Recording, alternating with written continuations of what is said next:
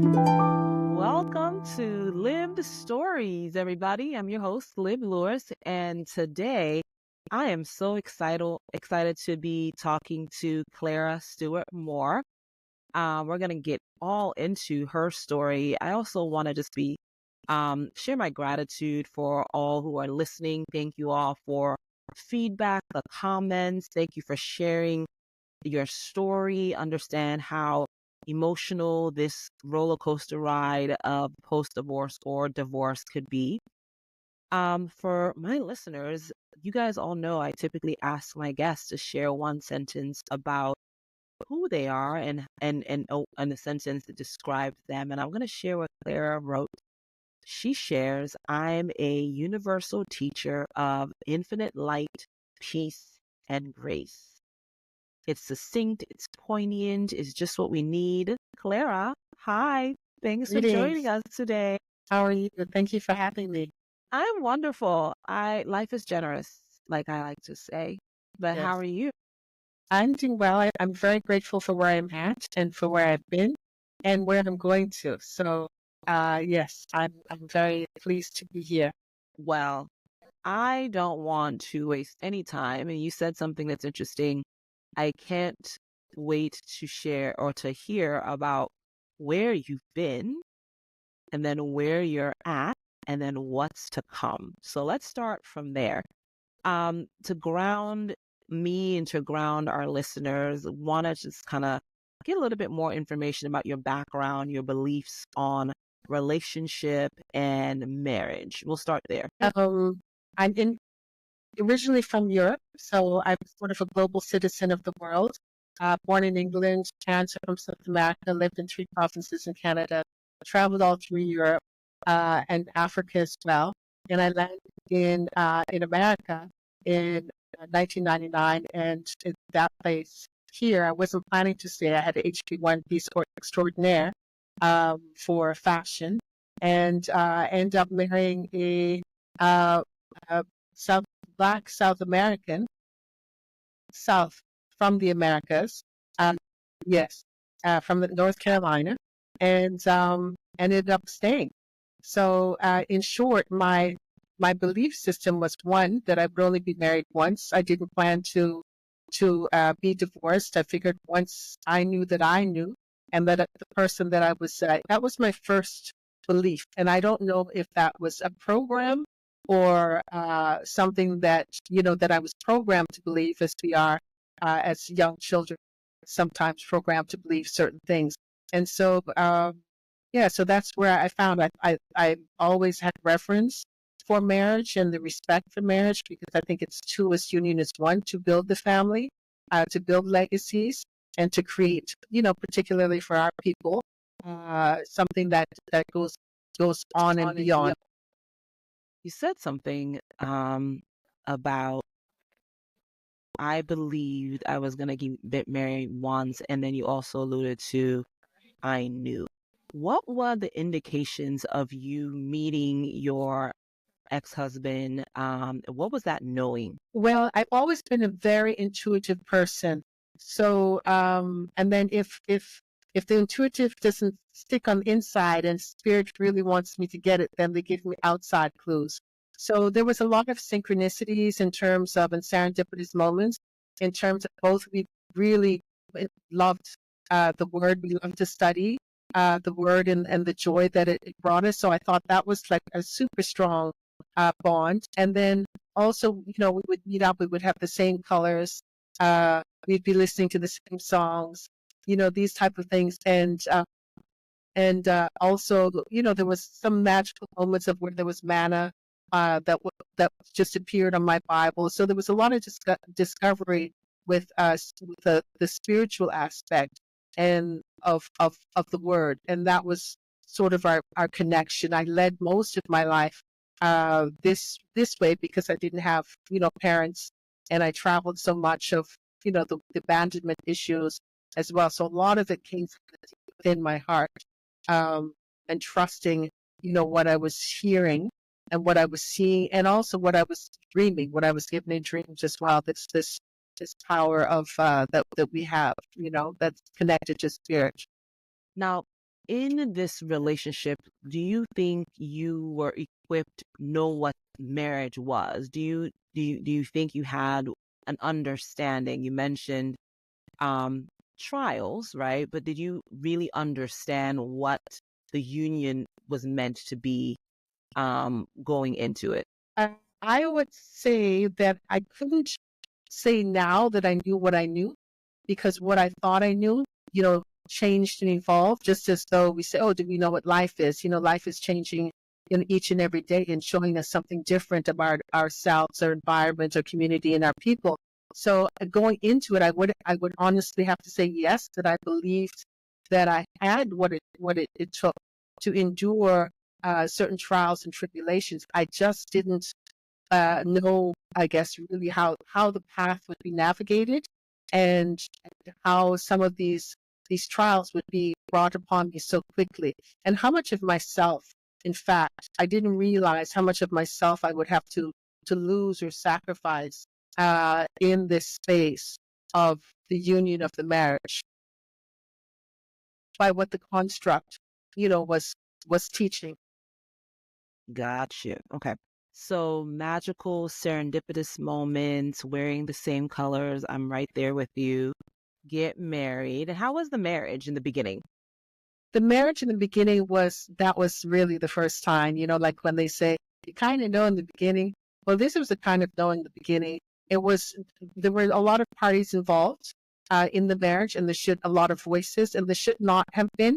I was always came from a place that, we sit, we have conversation, and it appeared like it was going to go smoothly and that one would be able to converse. But it always ended up an explosion, like things such as basically making plans, financial discussions. These were always a very, very sensitive topic for my ex. And so those were the sort of the signs at the beginning of, if this is how we're going to communicate and sort of work things out. If there is an issue, then we already have an issue because our communication is not on the same page and on the same level. Because I'm not a yeller or a screamer, and so if you don't have that, the people, the person doesn't have that strength to sort of like stand up strong for these powerful beings, then you end up sort of like making yourself smaller and smaller and hoping that works. But eventually you've just got to use your voice. So those were the things. My voice wasn't being heard. And then he cheated very, very early in the marriage. And I had a dream about it, not about it, but something was awry. And so the beginning of the relationship was cultivated on this particular lie. And I think most people don't expect to be caught, but he was caught very quickly. And then I proceeded to try to have a conversation with the young woman at the time, and they were back and forth lying. It was quite an ordeal. So Clara. Hold on. You just gave me like 70 million things. My brain is like, ding, ding, ding, ding. Okay. So I'm taking a couple of steps back because you said something. So when you were having conversation and you realized that he's a screamer and you're not, did you see that when you were dating? you know, I'm a deep thinker and a speaker. So I didn't notice it when I was dating, when we were dating. As I said, there was this thing for the visa for me, but I believed I got married for love, not for papers, because it was a point where I could have left the country or stay. And so he expressed his love to me, did all these, did all the bells and whistles. So I didn't see it when I was dating, but I also I feel that I didn't have the, I didn't know what questions to ask. I should have been more proactive in asking certain questions. Like, I mean, we did, where do you see yourself? And, those superficial, but actually mapping it out and outlining out, this is where it became a problem, like actually making a plan towards those things that we saw congruently together. So very early on, girl, you done took my edge for a second. You said he cheated and he got caught. And then you said he didn't think he was going to get. So unpack give me a little bit more about like what was happening in the marriage and then how the cheating happened so quickly. Well, I think, having done some deep-rooted studies and search within this for the characteristics of human beings, I think that he felt that I was, or maybe he may have felt a little smaller. I came from a place of privilege, but not privilege. So it appears to me the things that I went through, I shouldn't really have survived, which is a near death experience as well as many other things. But I was like in the public lights, but I just saw myself as basically a normal human being. I never took the things that I did as to be something, as grandiose for who I am or who I was. And I think deep down inside he did. So there was an inferiority complex on his part, which is also a product of what we were taught. As women and as men, you have to be strong, you have to be the caregiver, you've got to give them more than they have really to keep them.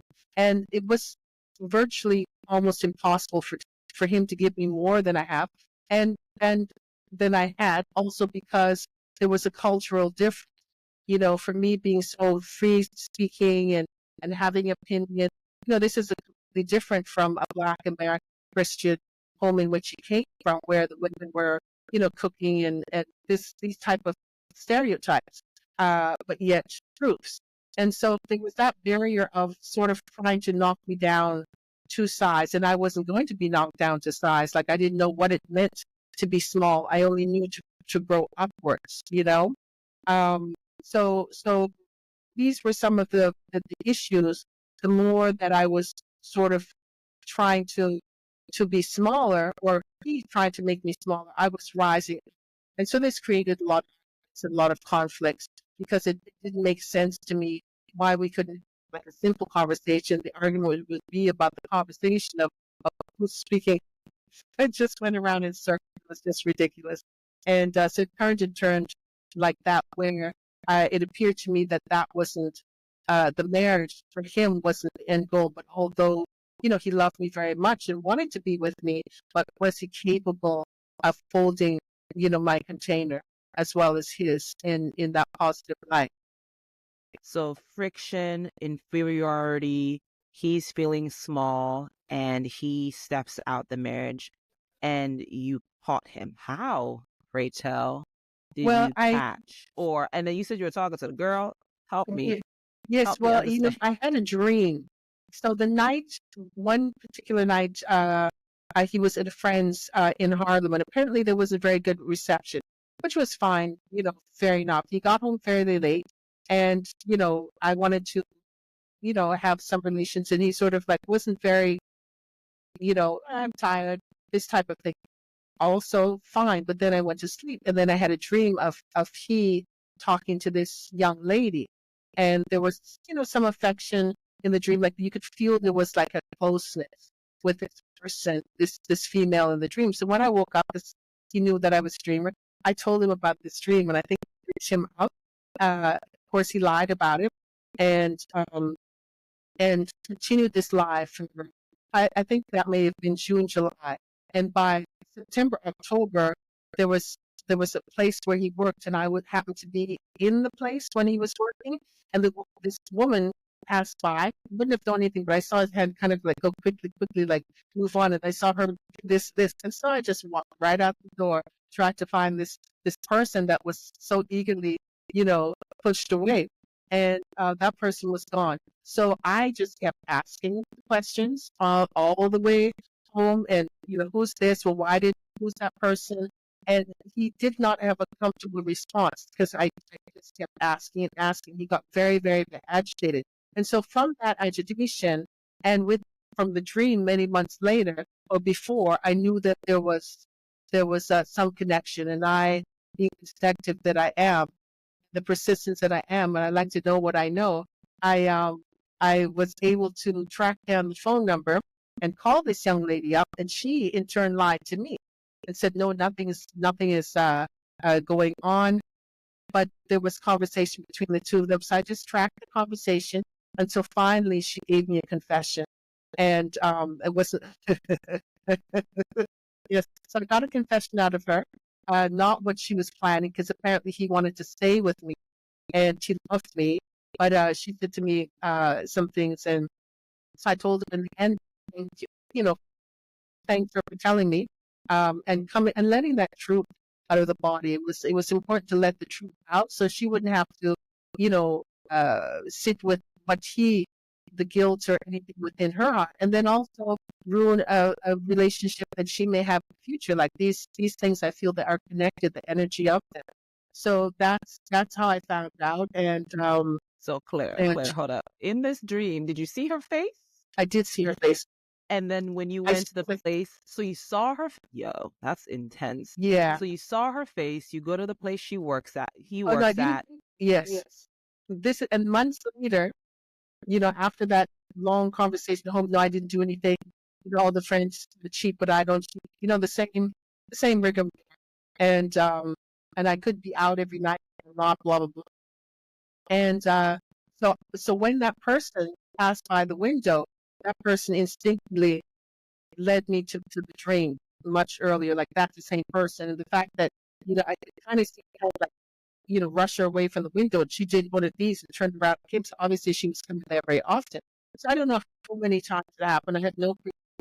He said it was a one-time thing, and we tried to repair it, but because of the 2 weeks of lying, it was difficult to repair that. And all I wanted, basically, the truth and to repair from there. Because So you were already in your mind prepared to work through that. In your mind, infidelity was like, okay, that's something you were prepared to work through. yes, Yeah, got it. we know that this may happen in marriage.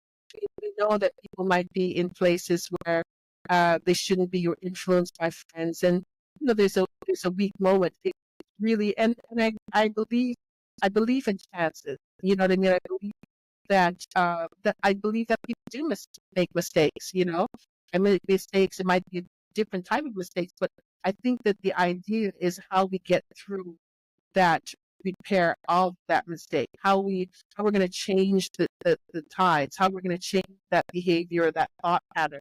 So I believe hope for all of us. We don't live perfect lives. It leaves. So she shares with you. Now, did you tell him, hey, I talked to your chick on the side and she confessed? Yes. And what was his reaction? He was angry. He was angry because he got caught. He was angry because you were detected. Yes. What was he angry about?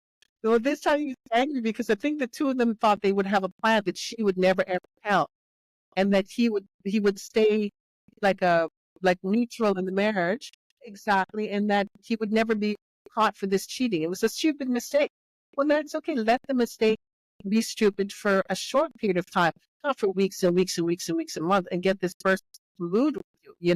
So because she colluded, and because I knew within my heart that something was a myth. Yeah, I couldn't believe that I was not allowed to believe that lie.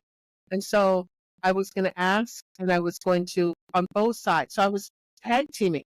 I was asking him, and then he'd be on the phone with her.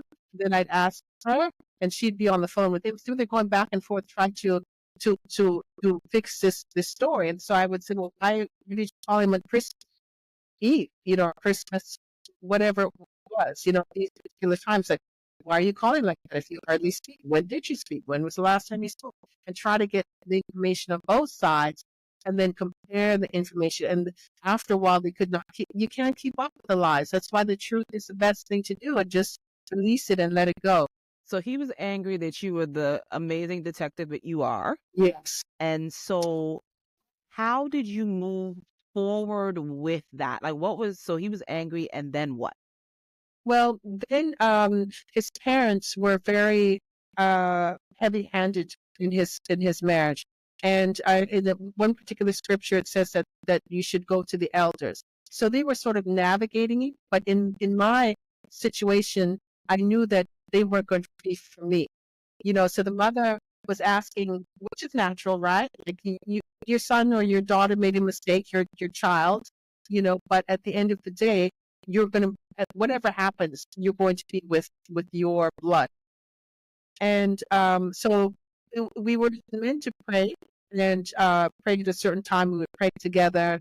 And then I was told not to bring it up because when God gives forgiveness, God doesn't ask you to bring it up. So there was a lot of manipulation with the word. And I also knew the word very well, and I would research, so it just didn't seem it just didn't seem right that I shouldn't be able to bring it up, because how are we going to repair this if we just sweep it under the rug? How do I know that he's reformed or changed or remorseful or sad for the pain that he's caused me if we don't say anything about it? So every once in a while, like I was expecting flowers, a diamond ring, something. Show that you're trying to make And not go from flowers to a diamond. I did. Girl. Diamond earrings, something. This is what this is what people do, right? You know? Exactly. Not just by words, but it's something. Actions. We need some action. This dude did not want to show me actions. He was so angry that he was caught. I think So that was Clara, yes. I have a question. Okay. He's not showing remorse, and you're trying to work internally, if you can go back there. Did you have community? Was there people that you were talking to about this, or was his parents and his family? I had a friend that I was talking to. Most of my dear sisters are internationals. So this time, my one dear friend that I told that I was, going through this story with, she knew, and she also is prayerful, So she was hoping for the best and praying for the best for us. So, but not being able to talk about it was an issue for me, and I found that to be an issue because each time we're offered the word, it was well, do you believe the word or not? It was more like an aggressive thing, like, well, you're not going to ask. That's what it says here in this scripture. God says not to bring it up again. So why are you bringing it up again? Because I need to bring it up again. I need to know that this man is sorry. He's in my house. Everything, he moved into my place. I was totally fine. I wasn't planning to stay in America, so I had nothing to lose. And yeah, so that was. I was talking to someone, but I already knew what I knew, and I knew how I was going to get through it. And by getting through it, it was to have communication about it. So like our own counseling. He didn't want to go to therapy because God's people don't go to therapy, and there was all these things that he found in scriptures where the elders were enough. But when the mother sort of reprimanded me like a child and said, well, why do you keep bringing this up? I thought we weren't going to bring this up. And so just by instinct, I hung the phone up on her. And so that, I didn't understand why, that was their relationship. And that's how they wanted to handle things. But I wasn't going to handle things by just shushing and towering it. Exactly. So how, after that incident, no talking, how long did you stay in this kind of like limbo of, because you are clearly like, you need resolution, we need to talk about it, and he's Yes. kind of trying to like, let's move on from this. So where and how were you getting through it? I know you mentioned the word, and how long did you stay in that? Well, I stayed in the marriage for 17 years. And so in the beginning, it was already, I was formulating a plan of how I'm going to get out of this, because this clearly is not going to work. And I didn't want to, again, be blindsided. I didn't have my American citizenship at the time. So there was working through, these logistics. And, I thought about it, but it wasn't something, and each day I gave an opportunity for hope and for healing. And so we had some good times and we laughed and this and that, but that was always always like there, hanging over, like how he handled the situation and how he was so easy to lie for such a long period of time. So the level of trust, which was part of the conversations, is that you don't just get trust. You have to earn trust. And then when the trust is broken, you have to earn it back. So I realized that it was going to be that process of me feeling like I trusted him. And I was willing to also give him that chance. And then so we with my citizenship, trying to work through that out. Actually, my visa, my green card, which is a process. Everything takes time. I wasn't one of those women that said, "Oh, he's done this," and then throw everything out and tell him to get out. And all of a sudden, I'm handling not only my grief but all the logistics that go with it on my own. As especially not being an American citizen, not knowing how things hook up, like a little bit, naive in those ways. And so he was a techie, the computer tech, and got things done and phone lines and all of that. So I wasn't prepared to handle that whole patch at once. And also I saw some other friends who just on the fly did that. It was a lot of things to manage, at once. And so that's how I took it, nice and easy, nice and slow. I watched and I hoped for the best, but I was preparing, for what could be on the other side as well. And so I didn't have so through the years, there was other little things that came up. And just in the process, when we were to split, I got pregnant. And that was, again, sort of like a divine intervention. That was 8 years into the marriage. It was clear that he wasn't making any plans for us to move out of this situation of my place, my duplex garden. It's a lovely place who I have given to him because I put his name on the lease, and he didn't want to leave at that time because I had put his name on the lease to make it seem like we were more of a cohesive relationship from when I was getting my green card and my citizenship. Lord knows that he was going to throw that back in my face and say, "Well, I'm not leaving because my name's on the lease." So it was clear what type of character that he was and that he possibly is. And so slowly I had to, separate things like the finances and the taxes and all of that, because he wanted all co-joined, everything financially. And I was, things had to be slowly and easily separated. So I wasn't, you know, uh, surprised by his actions. And that's the place of where he came from. I think looking at families and looking at mother and the father relationship and seeing them for who they really are, not to judge them, but what are the characteristics of your father? What are the characteristics of your mother? Even now I say to my daughter, I said, you'll always love your parents, or you'll always love your father and your mother. But at some point there might be something, there's always going to be like a little trigger that you're going to have to work out. We come into this world to sort of work on a certain aspect of ourselves or learn a particular area about love, empathy, or devotion. And they come out in different ways. And so each time we're working on those, but find what the nuggets are. Like what did you get? What are the gifts that you got from that person, from generation to generation, ancestrally? My father was not the best, but at all, he was not the best. Abandoned at a very young age, and then physical, sexual, all these things. But I looked to see, well, what did I receive from him that's going to help me in this at this time? And he has 4 PhDs. The man's, a genius, even at that time. And so I look and I say, well, we get this from our ancestors. Our ancestors gave us big brains, and use those brains to your advantage. Don't ditch the whole person. Take what you can, take the nuggets that you can and run with those. And the other ones you release and you let go with love. There's so many places I want to go in what you just shared. One, 17 years in a marriage, half of it, or more than half of it, you get pregnant. Things were okay. It seemed like you buried that infidelity. You were willing to work through it. How was he? Was he also kind of willing to work through it? Or was it more like, I already am done with this, I'm just getting my ducks in a row? For him. For him, he was kind of complacent. He was kind of like, oh, she's forgiven, we're going to move on. And in your mind, after the infidelity, you knew you wanted to end it, but you had to wait for green card, citizenship, and in this process, you end up getting pregnant.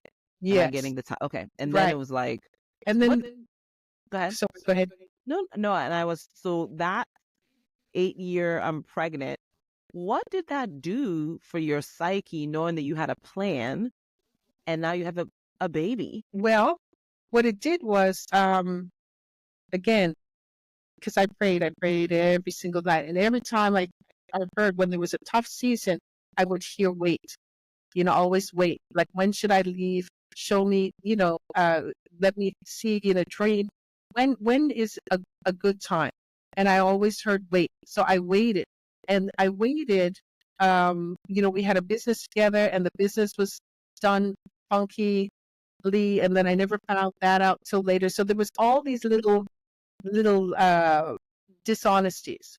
And then when we were finally done, due to the integration of the parents and another heavy-handed friend, I was pregnant. And so again, that's like the first time. Why would I now venture into the world by myself? And this time I still didn't have my citizenship yet. My green card was still active for 10 years. Why would I now try to find healthcare, work? And I was pretty much the provider in the marriage. So I was working all the time. I've always thankfully been a worker and been blessed to receive. And so he sat a lot on his laurels. So when we should have been rising together, a lot of time he was sort of just taking advantage of my good fortune. And so that kept us, if I'm not working, how is this going to get paid? And how are these things going to get done? And so this is what happened with the baby. When my daughter came, was I've got to, again, be smart and wise about this. And so that's what I was, because I thought, okay, well, by the time she gets to first grade or kindergarten, however the system worked here, I would have a certain amount of hours a day. So my self-employment could sort of, manage the whole thing. And also, babies change people, when you feel that child coming out from you, that is part of you, it's a different frequency. And so there was an opportunity for that too, but not much changed from that. And through this process, you heard wait. And of course, now you have so many priorities. What was that defining moment, or was there a defining moment where you're like, I'm getting out? Yeah, the defining moment wasn't so much for me, but because I've endured a lot, I have a lot of strength, and I've seen a lot of things.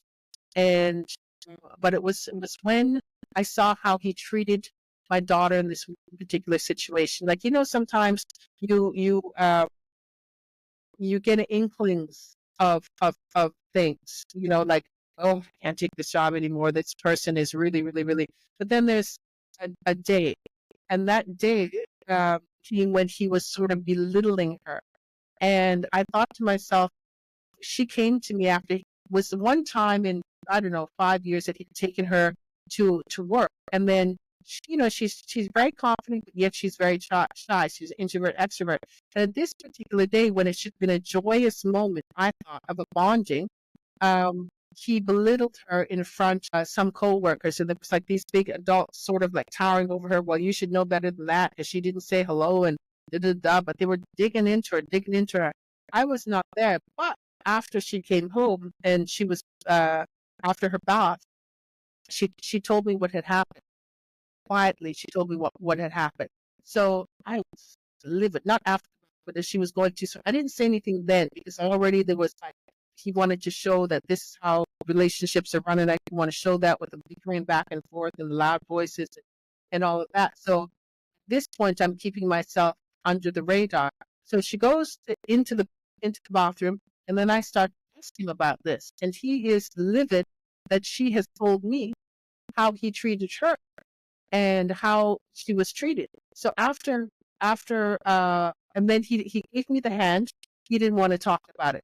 So I kind of took a deep breath, and I said, okay, I've got till whatever day it was, Monday, until she goes to school, and we'll have this discussion then, not have it then, because I was so angry and so wanted defend and protect her because, again, what message am I sending as a woman that, and that was what was super, super important for me. So, but when she came out of the bath and she was dressed and so on, he sort of went after her down the stairs and he was like all up in here. I'm like, this poor little child, but this is how he was raised, right? And a lot of fear into him. So there was a lot of that coming out and he had no one to defend him, although there were two. And here I am defending her. So it was like this powerful being, has the ability to use her voice at such a young age, cultivated by her powerful mother. So that was not a good place for him. So as she was going up through the house, I was going after him. If you don't want to talk to me, then you're not going to talk to her. And she just still wanted to scare her, put this fear in her. And so I kept running after her. Words got exchanged, and certain words got exchanged. And he had some wine, and he turned around and he threw that glass of wine in my face. And so that wine ended up in my face, and my mouth just took it all in. And I took a deep breath, and I went into this deep calm. And I was like, that's it. Wiped the walls. I got on the calendar, and I put a big circle on the face. It was close to the beginning of the month, so you had to see it for 2 or 3 weeks. And I put wine face. And that was the defining moment for me because I thought, what's going to be next? Because this is also a physical abuse. It's emotional abuse. It's verbal abuse. It's spiritual abuse. It's all these things. How much more am I going to take? And what am I showing and exemplifying to my daughter? So that was the day that I said, no matter what happens, girl, don't forget about this wine face. And so don't wait for the next thing. Prepare yourself, because obviously if he can come to this and treat you in such a way in front of his own child, Oh wow, so your then daughter witnessed wine face. yeah, what would be next? You put your hand, and then he was like, what, what are you going to do? And I'm like, you're 6'4". We both have martial arts training. What are we going to do? Brawl in the middle of the living room in front of the child? So I knew that there was some sort of disconnect, like what he was trying to come out of me. I just didn't have that anger in me, all that I'd been through, but he clearly still had anger and remorse in him from all that he'd been through as a child and how he had been treated as a child. But my healing path was different, and I thought so was his. Were you in therapy throughout this process? We I know he didn't want I know he said he didn't want to do therapy, but you specifically, because I'm just, what strength you have to endure for so long, and then wine face happens, and then you've decided. So how were you getting this strength? How are you getting through? What were you? Well, I have a long life story, and so I processed a lot of things, and I knew I had to do a lot of things on my own, but I also had a lot of, I want to say, a lot of help, angelic help, because many times I didn't know where I was going or how I was going to eat or where I was going to live, but I've never been homeless. And I always had a place to live, no matter what country. So there was always these blessings. So I knew that if I kept in this space of light, that the light was always going to take care of me. You know what I mean? Like it was always going to be taken care of. So it was to have no fear. It's just to take some action, listen, wait, breathe, and do it at each, sit in the moment. So, yeah, so that was my process. And then I do a lot of healing work. So I healed a lot of people with sports medicine. And at that time, I started working with an organization that worked with adult survivors of childhood sexual abuse. So I was doing circles on that, and so it was always healing and repair work and looking deeper and deeper within. And so I just used those things on myself. And then I never listened to the voice that told me that I was lesser than, that I was wrong, that I was little, and that I shouldn't be somebody greater. Got it. So wine face happens, and you said you put a circle on the calendar and you started to prepare. What were the things that you did in this preparation? Well, the preparation first was always to be calm around my child and have conversations with her about what happened. So that was the first thing. Then I got a separate bank account, and apart from the bank account that we share, that he so joyously enjoyed. Um, so, so portions of that money, I separated us in taxes. I opened up my own business and realized the business that we had together was artificial. So that was another lie I discovered. And then he sort of just helped along the way. His heavy-handed friend and parents convinced him to file taxes. Every year we had been filing taxes together or at the same time.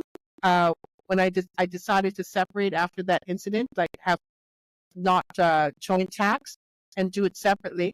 And then one year he decided he was going to file tax. He was advised to file taxes on his own and give me my child as dependent. And I was like, what are you going to tell me? You know, so I don't know. I still don't know really the truths and all that. Then he also said he had college education, and I was paying for some of those dues. Come to find out he didn't have that. So there was these things over the years. Those two things with the business and the college education was so much. Well, who do you think you are? You don't have a degree. Always degree. And then I found he confessed he had no degree, and then accused me of stepping on him when he was down. I was like, you have got to be kidding me. That's not working with me anymore. You can't, rub a degree in my face all this time, but yet you haven't one. So there was I think that maybe he had gotten married for financial reasons, but it never, I kept a tight lock on my finances in a sort of way, and not, because I could see how his spending habits, my spending habits. I was a little more frugal, because of I had to care for myself on my own. So, so I prepared with that, with the finances, and really just wanting to make sure that when I did it, how I did it, when it was done, that was it. There was no going back. So give enough chances for myself to feel that I was making the right decisions, as well as vice versa for him to really give a proper repair and to see how I was going to do it. How everything was paid financially. That was the main thing, and to do it with love. Not taking it out on the child or taking it out on people in the street or what have you. When you were going through the process, what were you sharing with your daughter at the time? Were you sharing with her that this is the plan, I'm planning to leave this marriage, or kind of did you have like a sit down moment with her? Like, what were you doing to prepare her? Well, she sort of knew that the situation, because her father was not very involved, and so he was sort of doing the work and the conversation with, like, birthday parties. Everything was always about him. Like Father's Day was him. He didn't have to spend Father's Day with her because it's Father's Day. He can do whatever he wants. And so we did a lot of things. We did a lot of things on our own. We traveled on our own because she would say, Papa, you coming with us for 3-4 years, like in the younger years? Papa, you come with us? No, he was always saying, well, no, this is later. No, it's backward out. No, always no, until she stopped asking. And so this is where the conversations came in, is that, you will always love your father, but maybe, not every day you want to be with them. So these conversations lightly were always in play because of the situations, very, very small situations, but very impactful situations that she would have to deal with as a young child. And because we cultivated conversations together, when I would come home from work and say she'd been in her home all day, I would, like, pack her up, put everything, no matter how tired it was, then off we would go to.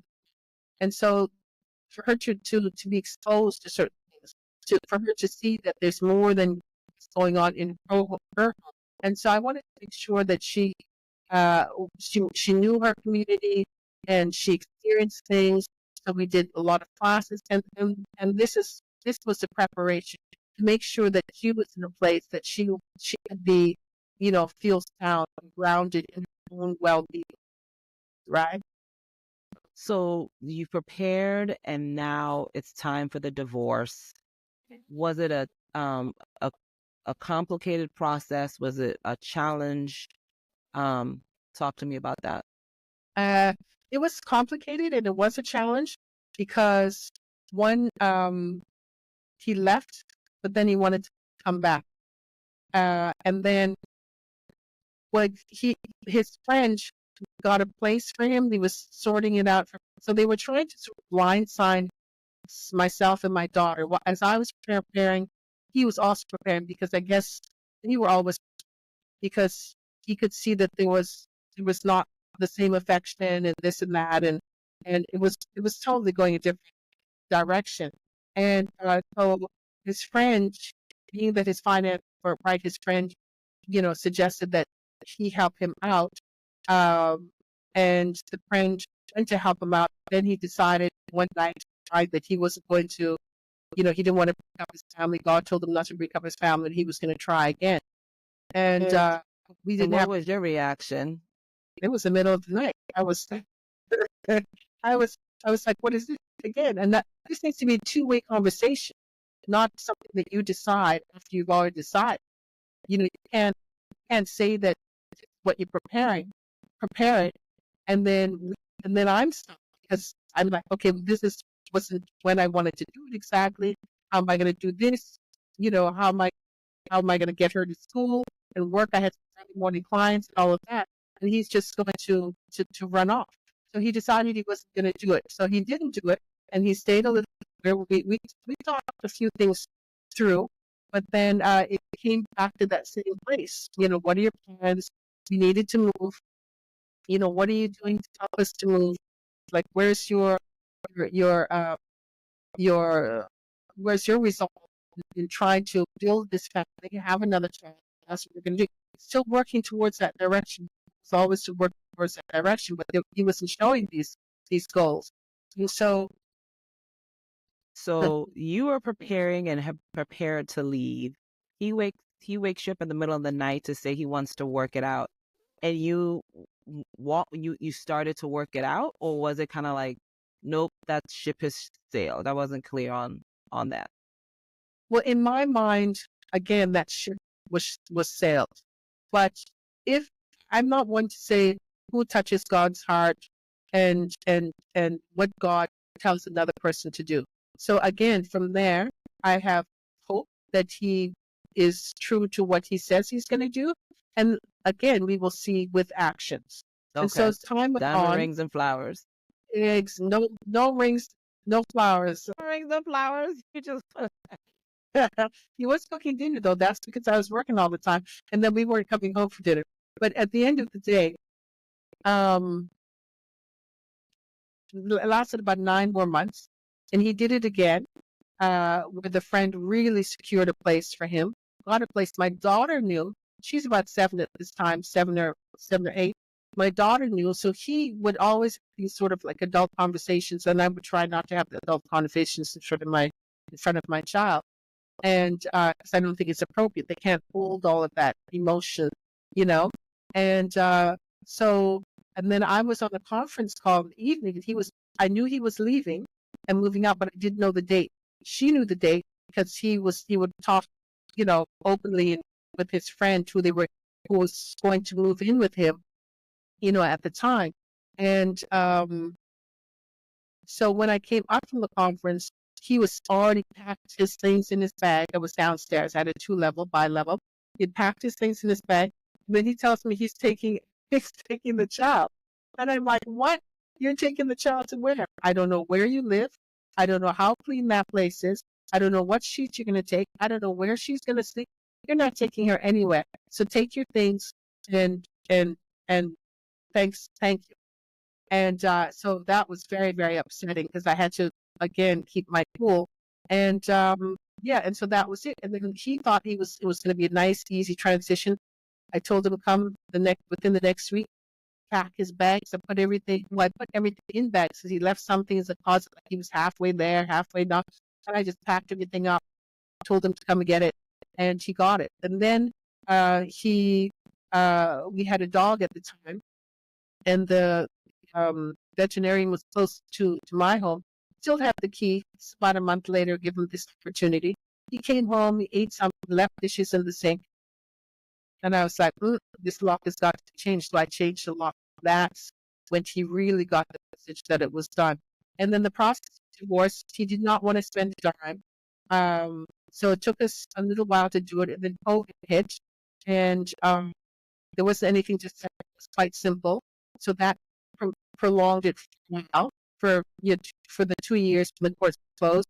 And then when it came through, having separated with the proper financial and the proper support, which he was always not there, even the courts helped with that. And then we got the final decree in 2023. What a roller coaster. So, what do you want to share with an individual who may be in a similar space about their divorce journey or their making a decision? Because it seemed like you really gave a lot of grace and you really were open to trying and trying again. Do you have any regrets about that? No, I don't have any regrets, because again, I feel that I feel that anything that I gave maybe too much of, that was not reciprocated on the other end, I don't feel that it's any judgment on me. I feel that it's a judgment on the other person. And I feel that they're going to have to work out that lesson. I believe that we come into this world and we all have things, trials and tribulations that we have to learn. And that, this is the journey is how we go through those trials and tribulations, not necessarily the final outcome. I think the final outcome is important, but it's what you learn along the way. And it was important for me to know that I wasn't harboring any hatred. I wasn't harboring any anger. I wasn't holding on to that grief. I was letting that process move through me, because it will only come to harm myself or in the next relationship. Then there's comparison and all these things. And I don't want that. I don't want to do that again. I don't want to go through the same situation with a different person. So it's important for me to heal. The healing process was and also to know that I did the right thing. Like, I gave enough chances. I ran it over my mind. Am I being true? Is this fair? All these things that you're thinking to yourself personally that you may not say openly. And so only each individual know when is the right time. And I think that the main thing is trusting oneself, trusting the heart to tell you, and to love yourself completely. Love yourself first, because you really can't love someone else if you don't love yourself first. And which seems like a selfish thing. People say, "Oh, that's selfish." He or she loves themselves. Well, should we give our love away to somebody else to be mistreated? So we have to be selfish is a good capacity for us to measure within ourselves, I love that. Selfish is not bad. I think I read a quote that talked about, shifting it to being self-full. And Yes, being self-full is not selfish. exactly. So in your new beginnings, so it's 2024, so you got divorced last year. Where you are now in your life, and in your last statement, you said you learned a lot about yourself. So what did you learn about yourself, and where are you now in your life? Well, I learned that, one, the resilience continues. Two, that my path of love is always a journey.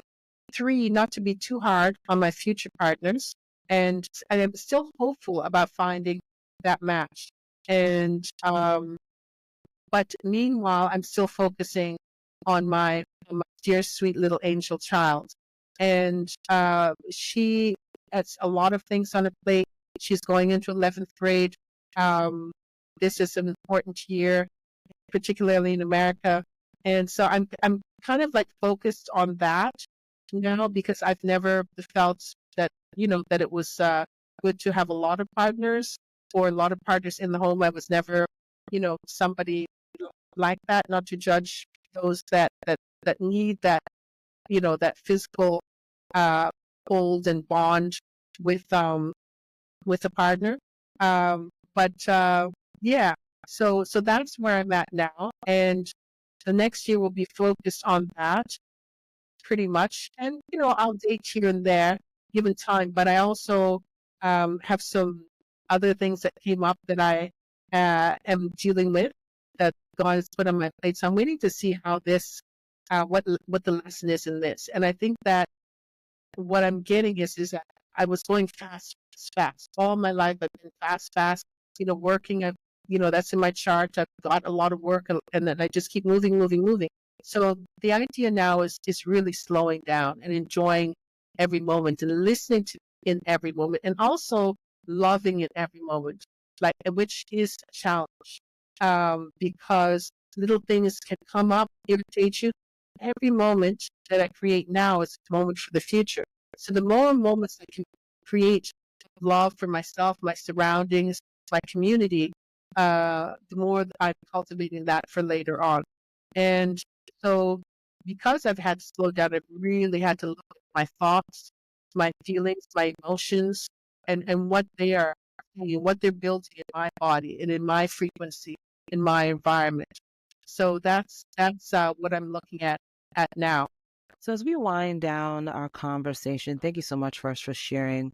What would you say your lived truth is, or what is the one takeaway you want the listeners to know?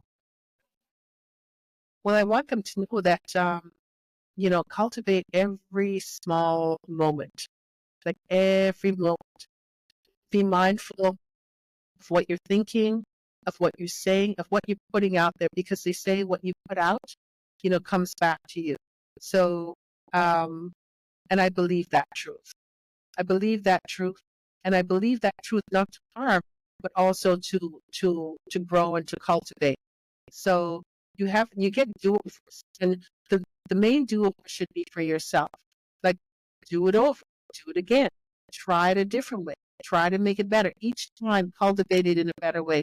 And love, they say is the most healing. Love and gratitude are the two words that are most healing to frequency and water in our body, and we respond to that. And so really having love and gratitude for yourself, your journey, whatever the journey may be, whatever it has shown you on your, that's to me is something that I would like to really impart on people, of how important that is. To when you're going off on a reel, to try to reel it in, and each year it might be like 3 minutes less, but you know what? 10 years, you've got 30 minutes where there was 30 minutes of harm you could have caused with words or behavior, and it's 30 minutes that you don't. You're like, okay, I can let that go, and so that's a journey, that's a challenge, and that's what I'd like to share. It's like every moment, love yourself, love everything around you, and try it. Try it. It may be a cliche, we hear it all the time, but really, really try it with thoughts that you wake up with in the morning, loving thoughts, and thoughts that you go to bed at night with. Those are the two important times where you have an opportunity to change the world. Well, I think that's a wonderful place to end our conversation. Cultivating love for yourself. Clara, thank you so much for sharing your story. What a roller coaster, but thank you for empowering us and showing the strength of a courageous individual. Wow. Thank you for having me.